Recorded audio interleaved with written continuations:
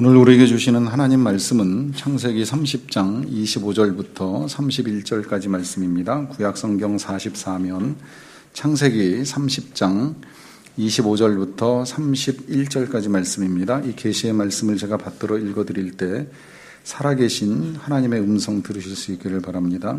라헬이 요셉을 낳았을 때에 야곱이 라반에게 이르되 나를 보내어 내 고향 나의 땅으로 가게 하시되 내가 외삼촌에게서 일하고 얻은 처자를 내게 주시어 나로 가게 하소서. 내가 외삼촌에게 한 일은 외삼촌이 아시나이다.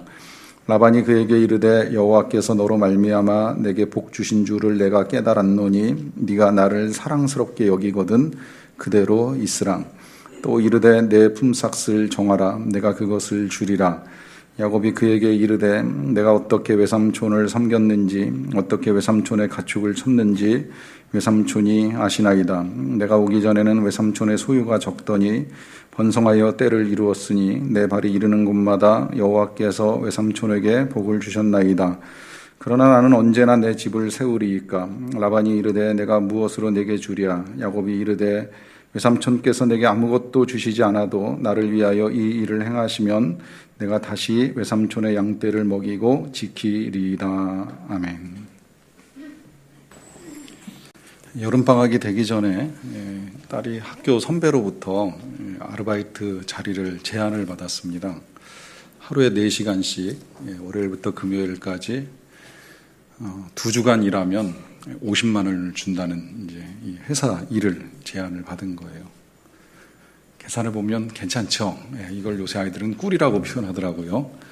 방학이 되길 기다리고 방학이 되자마자 아르바이트를 하러 처음 직장이라고 하는 데를 가서 첫날 4시간을 일을 잘 하고 왔습니다. 졸업하고 직장 생활을 할 수 있을까 늘 의문을 가지던 딸이 첫날 와서 보인 반응은 할만하다 이제 이런 반응이었어요.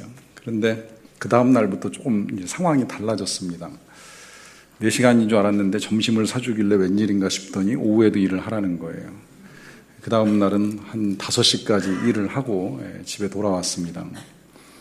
시간이 점점 늘어나는 게 조금 마땅치는 않았지만 그래도 더 한 만큼 더 주겠지 이제 이러고 생각을 하고 2주일을 버티는데 2주 금요일쯤 되니까 다음 주에 좀 더 나와라 이제 이런 요청을 들은 거예요.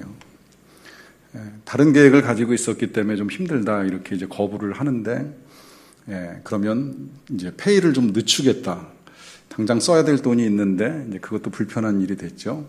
그리고 마지막에 가서 이제 이 페이를 받아야 되는데 40만 원을 주겠다 이제 이렇게 회사 쪽에서 이야기를 한 거예요. 그러니까 이런 일련의 일들을 겪을 때마다 이제 화가 나니까 이제 계속 저한테 얘기하거나 연락을 취해서 어떻게 하면 되느냐, 이 상황을 어떻게 했으면 좋겠냐 하는 질문을 합니다. 자, 이 자리에 계신 여러분들에게도 동일한 질문을 드리면서 말씀을 좀 나눴으면 좋겠는데요. 여러분들 같으면 이런 상황에서 어떻게 하시겠습니까? 또 그리고 여러분들의 자녀가 이런 일들을 겪는다고 한다면 이제 어떻게 대답을 해 주시겠습니까? 때때로 성경을 읽어 나가다 보면 성경 속에는 이 부당한 대우를 받는 사람, 그것도 굉장히 고생하고 수고하고 의로웠는데 부당한 대우를 받는 사람들의 이야기가 종종 기록되어 있는 것을 보는 일이 있어요. 우리가 잘 알고 있는 요셉이 그래요. 요셉이 비록 종으로 보디발 장군의 집에 팔려가서 고생하는 신세는 되었지만 열심히 일했고요. 근데 그 열심히 일한 요셉에게 돌아온 결과는 감옥으로 가는 거예요. 그것도 무슨 죄를 지어 감옥 가는 것이 아니라 남의 잘못으로 모함을 받아가지고 죄인으로 몰려서 감옥에 가는 결과에 직면합니다. 다윗 같은 경우만 하더라도 사울왕을 대신해서 나가 싸워 전쟁에서 골리앗을 쓰러뜨리는 일도 있었고요. 또 그 사윗왕이 귀신 들렸을 때 귀신을 쫓아주기 위해서 왕궁에 들어가서 찬양을 틀어주고 그리고 귀신을 쫓아내주는 일을 했는데 그에게 돌아온 결과는 단창이 날아오는 거였고 또 살인의 위협이었어요. 죽이겠다라고 하는 왕의 위협 속에 그는 긴 시간 동안 광야에서 헤매는 일이 일어납니다. 오늘 저와 여러분들이 보게 되는 이 다윗 또한, 이 야곱 또한 크게 다르지 않은데요. 오늘 본문은 야곱이 얼마나 수고하고 또 얼마나 부당한 대우를 받았는가 하는 걸 이제 단적으로 보여주는 본문이라고 할 수 있습니다. 야곱은 물론 약속은 그렇게 했어요. 가족을 얻기 위해, 아내를 얻기 위해 이 삼촌 라반의 집에서 일하기로 약속을 했기 때문에 14년 동안 정말 이제 고생스럽게 일했습니다. 나중에 그거 잠깐 확인할 터인데 그 고생하고 나서 야곱이 얻은 건 가족 이외에는 아무것도 없어요. 아무것도 얻지 못했어요. 그러다 보니까 답답하죠. 거기다가 이제 고향도 생각나고 부모님도 그리우니까 집에 가야 되겠다 하는 이런 생각을 가지고 삼촌 라반에게 말하는 거예요. 내가 이제 그만 머물고 떠나야 되겠다. 여기 더 이상 있으면 안 되겠다. 갔으면 좋겠다. 이제 이런 제안을 하는 겁니다. 자, 그 제안을 할 때 먼저 그 삼촌 라반이 했던 대답부터 보겠습니다. 27절 말씀입니다. 라반이 그에게 이르되 여호와께서 너로 말미암아 내게 복 주신 줄을 내가 깨달았노니 네가 나를 사랑스럽게 여기거든 그대로 있으라. 자, 라반이 분명하게 고백합니다. 하나님께서 여호와께서 너로 말미암아 내게 복을 주셨다. 이 말은 그야말로 이 야곱이 열심히 수고해서 양떼를 쳐주는 바람에 이 라반의 재산이 엄청나게 늘어난 거예요. 그 엄청나게 재산이 늘어난 거를 라반도 알고 있기 때문에 이렇게 말하는 거예요. 하나님이 너를 통해서 나에게 복을 주셨다. 자, 여기서 질문하고 싶은 건 이 야곱은 성공한 걸까요? 실패한 걸까요? 야곱은 얻은 것이 없습니다. 그런데 그의 삼촌 라반은 엄청난 재산을 모았어요. 이 야곱 덕분에 큰 재산을 모았다면 과연 이 야곱은 성공한 인생일까요? 실패한 인생일까요? 저 오늘 여러분들이 나누게 되는 말씀의 제목은 형통케 하신 하나님, 형통하게 하시는 하나님이라고 하는 말씀의 제목인데 이 야곱의 삶을 형통하다고 볼 수 있을까요? 없을까요? 라고 하는 질문을 드리는 겁니다. 이제 그걸 그렇게 보려고 한다면 우리가 이 형통이라고 하는 단어를 이해해야 되는데 이 형통이라고 하는 단어를 처음에 듣게 되면 어떤 의미로 이해가 되시는지 모르겠는데 저는 적어도 처음에 이 형통이라는 단어를 성경이나 찬송가에서 만날 때는 그야말로 이게 성공, 뭔가 일이 잘 되는 거, 부유하게 되는 거, 뭔가 풍성하게 되는 거, 번영하는 거 이제 이렇게 이해를 했어요. 그런데 조금 성경을 깊이 들여다보다 보니까 이 형통이 진짜 그런 건가라고 하는 의문이 듭니다. 그 의문이 드는 건 앞서 말씀드렸던 요셉의 삶을 통해서 이제 의문이 생기는 건데요. 창세기 39장 2절하고 3절에 보면 요셉의 삶에 대해서 이렇게 설명하는 말씀이 있습니다.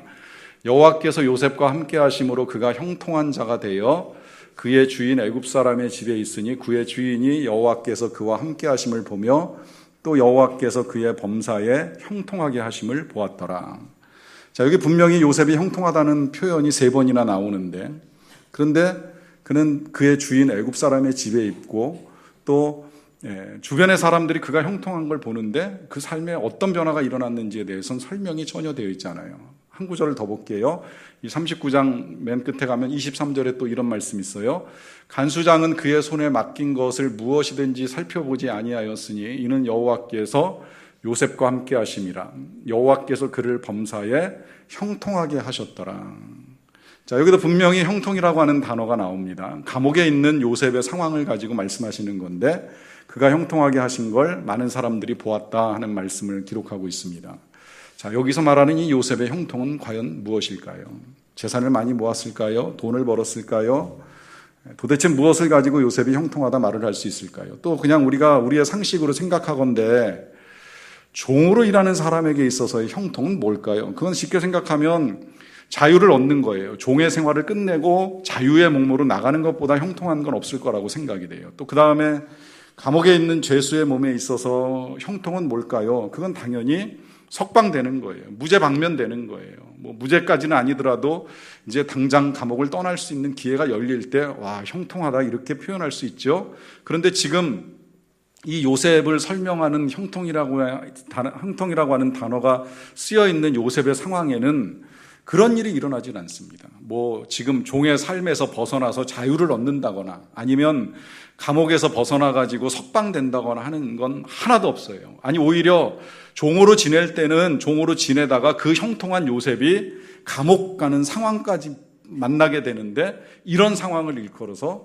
성경이 형통이다 이렇게 표현을 하고 있습니다. 그럼 도대체 이 형통은 도대체 무엇일까요? 근데 놀랍게도요 성경은 많은 경우에 형통이라고 하는 단어는 써도 성공이라는 단어 안 써요. 찾아보니까 성경 전체에서 성공은 한 2번, 형통은 68회, 그 성공도 사실은 원문을 보면 성공이라고 하는 단어보단 우리말로 번역할 때에 좀 이해를 돕기 위해서 성공이라고 하는 표현을 사용한 것이지 그런 단어 자체를 쓴 일이 없어요. 그리고 이제 경우에 따라서 형통이라고 하는 단어를 아주 많이 썼습니다. 그럼 왜 성경은 성공이라고 하는 단어를 쓰지 않고 형통이라고 하는 단어를 썼을까요? 그건 저와 여러분들이 야곱처럼 형통케 하시는 하나님을 만나고 형통하게 살기를 원하시는 건데, 자, 그러면 이 형통이 무엇이냐라고 했을 때에 이 형통을 풀 수 있는 실마리는 그 성경을 읽어 나가다 보면 제일 처음 형통이라고 하는 단어가 나오는 데서 이제 답이 나오는데요.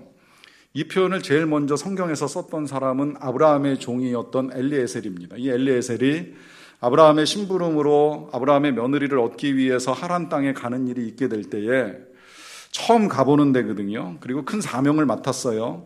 아브라함의 부탁을 받고 가는데 이거 잘 해갖고 와야 돼요. 그거 해갖고 와야 될 때 아무래도 불안하니까 하나님께 기도를 드립니다. 그 기도를 드릴 때 그 기도의 내용에 이런 표현을 사용해요. 하나님께서 나를 형통하게 하셔서 우리 아브라함의 일이 잘 풀리게 해주십시오. 우리 아브라함이 좋은 며느리를 얻게 해주십시오. 그 좋은 며느리를 얻는 일이 순적하게 풀리게 해주세요 하는 기도를 드려요. 여기서 이제 형통이라고 하는 단어의 의미가 나옵니다. 그 의미는 내가 잘 되는 것이 아니라 나를 통해서 다른 사람이 잘 되는 것입니다. 그래서 굳이 제가 구분을 해드리자면 성공 그러면 그건 내가 잘 되는 거예요. 나만 잘 되는 거예요. 근데 형통 그러면 그건 내가 잘 되는 게 아니라 남이 잘 되는 겁니다. 남이 잘 되는 과정 중에 물론 내가 잘 될 수도 있지만 때로는 내가 잘 안 될 수도 있어요. 그러나 그건 별로 그렇게 중요한 게 아니에요. 내가 잘 되는 것보다는 남이 잘 될 수 있도록 만들어가는 것, 그것이 형통이라고 하는 것입니다. 이 기준을 놓고 봤을 때에 자, 오늘 야곱 형통한 사람일까요? 아닐까요? 라고 하는 질문을 하게 되면 이제 답이 쉽게 나옵니다. 야곱은 형통한 사람입니다. 하나님이 형통케 하셨습니다. 이제 그건 그의 삼촌이 고백하잖아요. 여호와께서 너로 인하여 내게 복을 주셨다. 그러니까 하나님께서 야곱을 형통하게 하셔가지고 그의 삼촌인 라반이 복을 받아가지고 재산을 늘릴 수 있는 은혜를 얻게 된 거예요. 그런 의미에서 야곱은 형통한 인생이 된 것이라고 할 수 있습니다. 그러다 보니까 이 라반이 이제 그러한 은혜를 감사하면서 이제 말하기를 그 고백, 아까 봤던 27절 끝자락에 이렇게 이야기하잖아요. 나를 사랑스럽게 여기거든 그대로 있으라. 계속 좀 같이 있었으면 좋겠다 하는 말을 하는 거예요. 왜 같이 있었으면 좋겠다고 말하는지 아시죠? 그거는 뭐냐면 네가 계속 나와 같이 있어서 내가 하나님께 복을 받고 내가 좀 더 부요해졌으면 좋겠으니 나와 함께 머물렀으면 좋겠다, 이렇게 제안을 하는 거예요. 여러분, 결과에 어찌 되든지 간에 이 사실을 통해서 우리가 한 가지 더 확인하게 되는 것은 우리 그리스도인들의 삶이 이래야 됩니다. 우리가 있는 자리에서, 그 자리가 직장이어도 상관이 없고요, 혹은 뭐 정말 샘으로 모이는 샘 공동체여도 상관이 없고 교회도 상관이 없고, 특히 직장에선 제일 중요한데 우리가 이런 말 들을 수 있어야 돼요. 너 나와 함께 좀 더 있었으면 좋겠다. 오래 같이 있었으면 좋겠다. 떠나지 않았으면 좋겠어. 너랑 같이 일하는 게 너무 좋다. 너한테도 좋고 나한테도 좋았으면 좋겠다. 이런 이야기 들을 수 있는 사람, 그가 그리스도인입니다. 반대 경우 있잖아요. 좀 갔으면 좋겠다. 멈췄으면 좋겠다. 아니했으면 좋겠다. 만약에 그런 말을 사실 직접 들을 일은 없어요. 누구도 그 말을 쉽게 하진 못해요. 그러나 누군가의 마음속에 그런 마음이 들게 만든다라고 하면 이건 뭔가 되게 잘못된 건데, 적어도 우리는 어느 자리 어디에서든 그런 사람이 되어야 된다는 거예요. 저는 우리 교회 성도님이 일하는 일터에서 진짜 그 사장이 그 사람을 인정해서 이제 그런 말씀하신 것을 간접적으로 전해 듣는 일이 있었는데 너무 좋더라고요. 우리 함께 예배드리는 귀한 성도가 일하는 일터에서 그 사장이 인정해서 정말 오래 같이 일했으면 좋겠다라고 하는 말을 들을 수 있다는 건 제대로 살았다는 거거든요. 그리스도인으로 똑바로 살은 삶을 드러낸 것이기 때문에 하나님께 영광이 되니까 너무 감사하더라고요. 적어도 이런 우리의 삶의 태도가 필요한 것이에요. 그러다 보니까 이제 28절에서 이 라반이 제안을 합니다. 또 이르되 네 품삯을 정하라. 내가 그것을 주리라.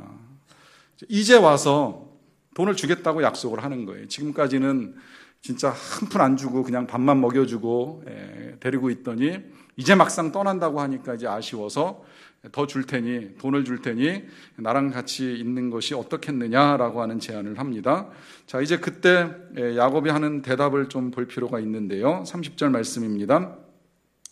내가 오기 전에는 외삼촌의 소유가 적더니 번성하여 때를 이루었으니 내 발이 이르는 곳마다 여호와께서 외삼촌에게 복을 주셨나이다. 그러나 나는 언제나 내 집을 세우리이까. 자, 이 말씀 속에서도 야곱은 분명하게 고백을 해요. 하나님께서 내 발이 이르는 곳마다 외삼촌에게 복을 주셨습니다. 그러니까 자신이 수고를 하긴 했어요. 고생을 했지만 그걸 그냥 내가 수고해서 삼촌이 이렇게 된 것입니다, 이렇게 말하지 않고 하나님께서 내 발이 이르는 곳마다 복을 주셨습니다 라고 하면서 먼저는 하나님이 주신 은혜를 인정을 해요. 그 은혜를 인정할 때에 사실은 야곱이 고생을 안 한 게 아니에요. 고생한 거 잠깐 봐도 좋을 것 같은데요. 그건 사실은 오늘 본문보다는 그 뒤 이제 31장 38절부터 40절까지 말씀을 보면 이렇게 기록되어 있어요. 내가 이 20년을 외삼촌과 함께 하였거니와 외삼촌의 암양들이나 암염소들이 낙태하지 아니하였고 또 외삼촌의 양떼의 순양을 내가 먹지 아니하였으며 물려 찢긴 것은 내가 외삼촌에게로 가져가지 아니하고 낮에 도둑을 맞았든지 밤에 도둑을 맞았든지 외삼촌이 그것을 내 손에서 찾았으므로 내가 스스로 그것을 보충하였으며 내가 이와 같이 낮에는 더위와 밤에는 추위를 무릅쓰고 눈 붙일 겨를도 없이 지냈나이다. 한마디로 말하면 엄청 고생한 거예요. 손해보면 손해보는 대로 다 물어주고 또 거기다가 그 중동의 뜨거운 더위 속에 낮에는 더위와 싸우고 밤에는 추위 속에 추위와 싸우면서 눈 붙일 겨를도 없이 고생해서 지금 이와 같은 것을 이루게 되었다. 그러나 이 일을 이룬 것은 내가 아니라 하나님께서 복 주셔서 된 일이다 하면서 이제 하나님의 은혜를 감사하고 하는 것을 이제 우리에게 보여주고 있습니다. 자, 왜 하나님은 야곱으로 하여금 이렇게 고생을 하게 만드시고 또 라반으로는 이렇게 부요함을 누리게 해 주셨을까요?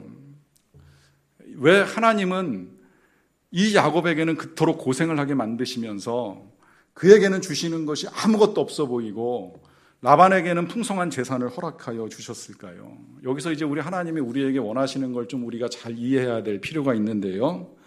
분명하게 말씀드리면 하나님께서 우리에게 원하시는 건 절대 실패가 아니라 성공입니다. 절대 멸망이 아니라 구원입니다. 하나님은 우리가 잘 되기를 바라시는 분이지 우리가 잘못되는 걸 원하시는 하나님은 절대 아니십니다. 그런데 의문이 생겨요. 때때로 일이 안 될 때가 있거든요. 지금 이 야곱처럼 죽도록 고생했는데 남 좋은 일은 시켰는데 나에게 돌아온 건 아무것도 없는 것 같이 느껴지는 그런 상황에 직면할 때가 있습니다. 그래서 일전에 왜 제가 저를 찾아온 청년 상담했던 이야기 잠깐 말씀드렸잖아요. 교회 생활 열심히 하고 봉사하고 또 열심히 공부했는데 결과가 불합격, 원하지 않는 결과를 직면하면서 그의 마음속에 드는 생각은 하나님이 안 계신 것 같다. 아니면 계셔도 날 사랑하지 않거나 나를 안 도와주시는 것 같다. 이제 이런 생각을 가지고 찾아온 친구입니다. 제가 그런 질문을 들었을 때 그렇게 이야기를 했어요. 한번 그러면 그렇게 생각을 해보자. 지금 이야기한 대로 우리 하나님이 주실 수 있는 능력이 있는데 가진 것이 많으신데 그 귀한 능력과 사랑과 가진 것을 가지고 이렇게 움켜쥐고 계시다가 어디 너 잘하나 좀 보자. 잘하나 봐서 네가 정말 잘하면 주고 안 하면 내가 절대 안 준다. 이렇게 움켜쥐고 놓지 않는 그런 하나님이라고 생각하느냐? 그러면 하나님 믿지 마라. 그런 하나님이라면 나도 안 믿겠다. 정말 우리 하나님이 우리가 생각하는 대로 그 많은 것들을 혼자 움켜쥐고 계시면서 우리가 달라는데 줄까 말까 망설이고 인색하게 째째하게 버티고 계시는 그런 하나님이라고 생각한다면 그런 하나님을 우리가 믿어야 될 필요가 어디 있겠느냐.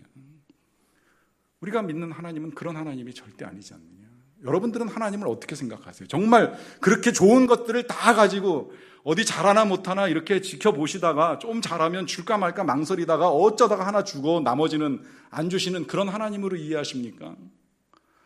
절대 그런 하나님이 아니라는 거예요. 우리 하나님 절대 그렇게 인색하신 분이 아니십니다. 우리가 하나님을 한마디로 말할 때 하나님은 사랑이시다 말하잖아요. 그 사랑의 하나님이 가난하지도 않고 부족하지도 않습니다. 실은 어마어마하게 넉넉하시고 능력이 되시니까 세상도 만들고 만물도 만드시고 주고자 하시면 얼마든지 주실 수 있는 거예요. 물론 받지 못하는 데는 여러 가지 이유가 있어요. 그 여러 가지 이유를 일일이 다 열거할 수는 없지만 한 가지 분명하게 말씀드릴 수 있는 건 절대 하나님이 그렇게 인색하신 분이 아니시라는 것입니다. 그 인색하지 않다는 증거, 그걸 우리의 기준으로 찾으시면 안 돼요. 내 기준으로 내가 부요해야 넉넉하신 분이시고 내가 부족하면 역시 하나님은 째째하시고 나를 사랑하지 않고 날 도와주지 않는 분이다 단정 지을 수 없는 것이, 하나님은 십자가에서 예수님을 통하여 이미 얼마나 넉넉하신가를 다 보여주신 거예요. 여러분, 아들을 줬는데, 하나밖에 없는 아들을 줬는데, 그것도 죽음의 자리에 내어주셨는데, 우리를 살리기 위하여 죽이셨는데 그보다 더 큰 넉넉함이 세상에 어디 있겠습니까? 누가 우리의 자녀를 내어놓고 다른 사람들을 살리려고 할 수 있는 사람이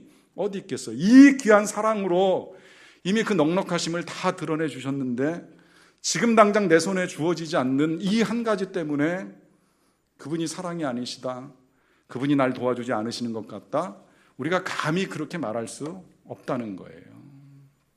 하나님이 도와주길 원하세요. 사랑하세요. 그 사랑의 절정이 십자가에서 나타난 거예요. 그리고 그 사랑을 받고 우리가 살아가는 사람들이기 때문에 그 다음에 이제 우리에게 원하시는 삶의 태도가 바로 이런 삶입니다.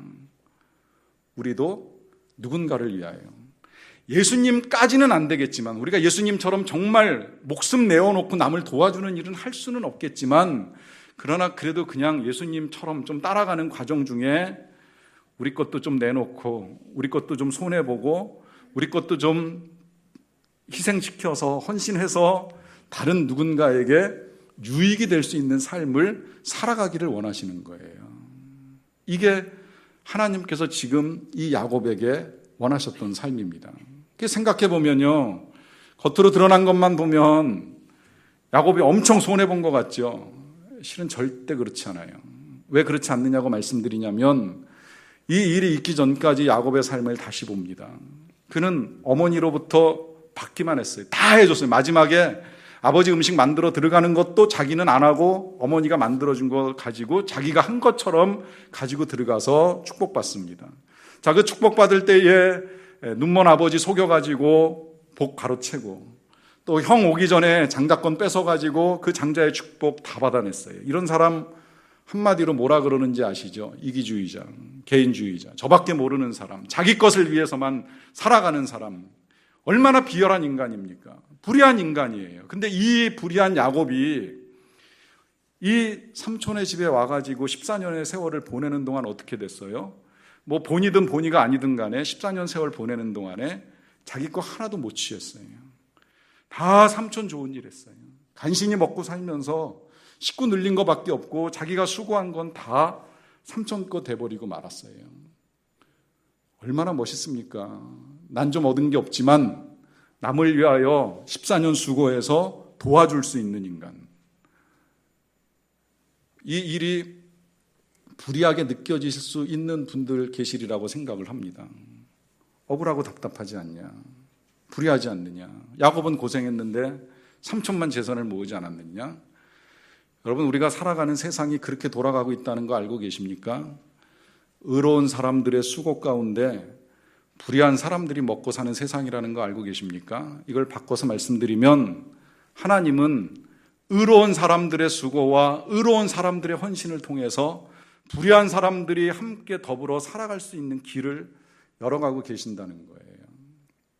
그 단적인 예가 소돔과 고모라입니다. 소돔과 고모라를 하나님이 멸망시키지 않으려고 마음 먹으셨을 때에 원하셨던 건 의인 10사람, 그 10사람을 통해서 불의한 수만 명의 사람들을 살리고자 하시는 것이 하나님의 뜻입니다. 그런데 그 뜻은 지금도 변함없이 진행되고 있는 거예요. 지금도 때로 손해보고 희생하고 정말 갑질을 당하면서 억울한 일을 당하면서 수고하는 수많은 사람들의 희생 속에 불의하게 착취하고 억압하고 이익을 취하려고 하는 사람들도 함께 더불어 살아갈 수 있는 이 세상을 하나님이 그냥 인정하시는 거예요. 왜? 안 그러면 다 망해가니까, 다 죽을 수밖에 없으니까.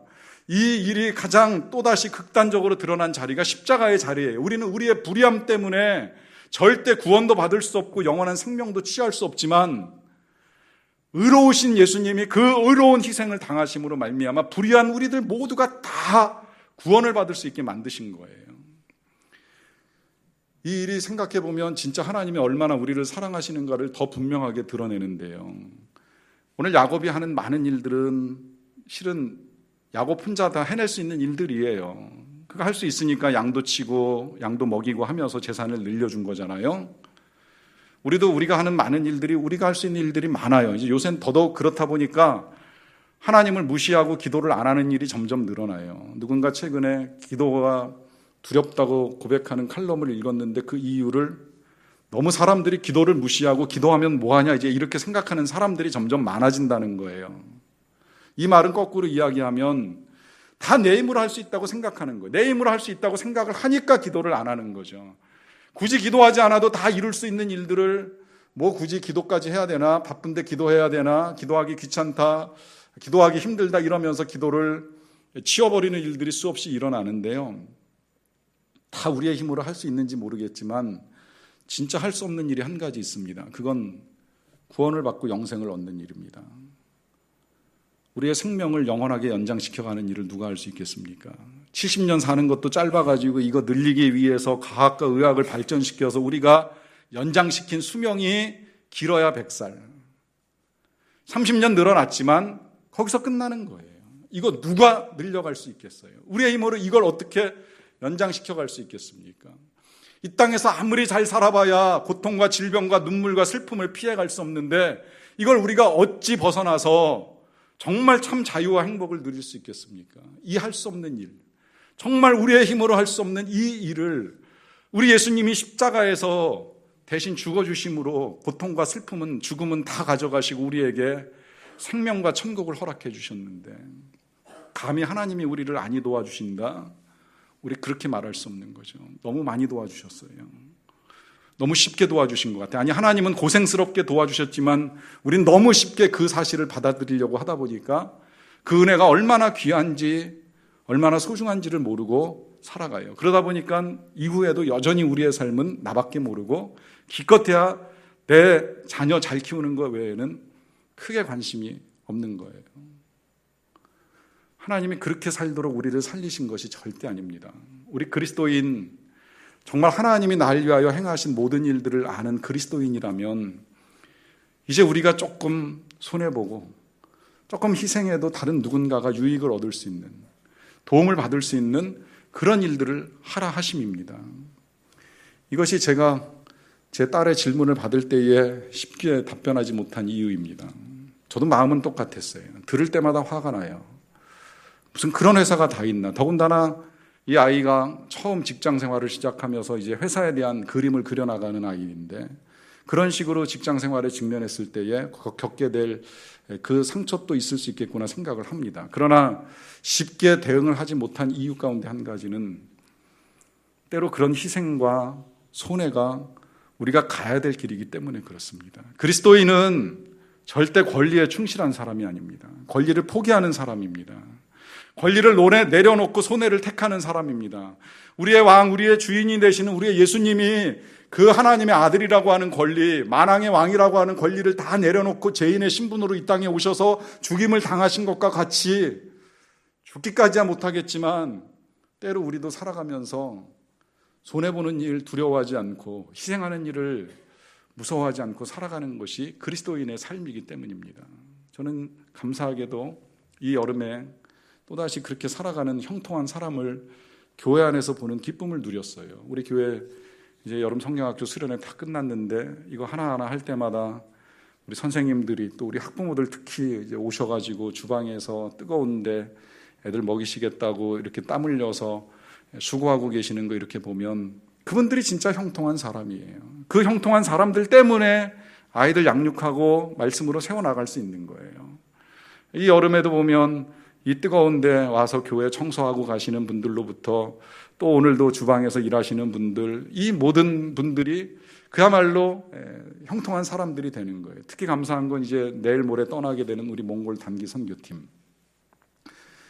팀원들 이렇게 보면 지난 금요일 날 파송하는 기도 드렸는데 갈 만한 형편 아니에요. 이제 막 돌이 지났거나 이제 돌도 안 된 아이들 놓고 아내 놓고 또 직장 생활 멈추고 자기 시간 내서 자기 돈 들여가지고 가겠다고 하는 이 결연한 의지 자체가 정말 형통한 사람 아니면 할 수 없는 일들을 지금 하고 있는 거예요.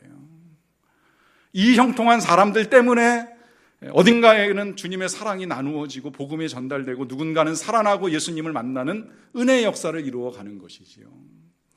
저와 여러분들이 그러한 삶을 살도록 하나님이 부르신 겁니다. 그러한 삶을 살라고 주님이 우리를 대신해서 죽으신 겁니다.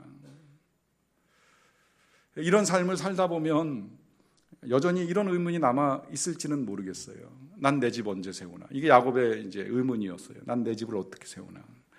다 나눠주고 다 내주고 다 헌신하면 내 건 무엇인가? 오늘 말씀 31절 보겠습니다. 라반이 이르되 내가 무엇으로 네게 주랴 질문해요. 야곱이 대답합니다. 외삼촌께서 내게 아무것도 주시지 않아도 나를 위하여 이 일을 행하시면 내가 다시 외삼촌의 양떼를 먹이고 지키리이다. 분명히 야곱이 특별히 뭘 달라 그런 건 없어요. 다만 이제 한 가지 조건을 계약을 하자고 하는데 이 계약 내용은 그 뒤에 이제 쭉 이어져 있는데 그건 오늘 읽지는 않겠어요. 하여튼 분명히 이제 뭘 주랴 그러니까 아무것도 필요 없고 한 가지만 좀 부탁할게요. 그러고 부탁을 해요. 그러고 난 다음에 마지막 그 결과를 43절에서 보겠습니다. 이에 그 사람이 매우 번창하여 양떼와 노비와 낙타와 나귀가 많았더라. 여기서 그 사람은 야곱입니다. 야곱이 그 계약이 이제 체결되고 계약을 이행한 다음 6년 세월이 지나고 났을 때의 결과를 이렇게 말해요. 매우 번창하여 양떼, 노비, 낙타, 낙이 많았습니다. 야곱이 절대 가난하지 않았어요. 거지가 되지 않았습니다. 아니 오히려 부유해졌어요. 풍성해졌어요. 얼마나 풍성한지 그 풍성함을 감당할 수가 없어가지고 끌고 갈 때 두 떼, 세 떼 나눠가지고 끌고 가고 그 중에 한 떼는 형 에서한테 선물로 줄 수 있을 만큼의 아주 넉넉한 거부가 돼가지고 이 삼촌에게서 떠나는 일을 경험하게 됩니다. 남을 위하여 수고할 때, 남을 위하여 헌신할 때 그렇게 하나님의 나라와 의를 구하는 하나님의 백성을 우리 하나님께서 절대 가난하게 버려두지 아니하신다는 겁니다. 절대 굶어 죽게 아니하셔요. 행여 어쩌다가 그런 일에 직면하시는 분들이 있을 수는 있지만 그래도 우린 더더욱 낙심하지 않아야 하는 것이 만약에 우리가 정말 땅에서 취할 것이 없고 얻을 것이 없고 쌓을 것이 없다면 우리에게는 하늘이 있잖아요. 하나님의 나라가 있잖아요. 분명히 하늘 창고에 보화를 쌓으라고 말씀하셨잖아요. 하늘에 쌓아두는 거예요. 엄청난 보화를 쌓아두는 거예요. 보화뿐만이 아니라 하나님이 상급도 예비하시고 면류관도 예비하시고 기다리고 계세요. 그것이 한 번 쓰고 말아나는 것, 이 세상에서 끝나는 것이 아니라 영원히 이어지는 영원한 하나님 나라의 것인 것을 우리에게 분명히 말씀해 주셨습니다. 이것이 우리의 소망이고 이것이 우리의 믿음이 되어야 됩니다. 그럴 때에 오늘 하루 우리가 이 세상에서 살아갈 때에 형통케 하는 사람, 다른 사람을 유익하게 하는 사람, 다른 사람을 위하여 우리의 삶을 아름답게 가치 있게 내어놓을 수 있는 삶이 됩니다. 이 삶을 사는 저와 여러분들이 되시기를 간절히 축원합니다. 기도하겠습니다.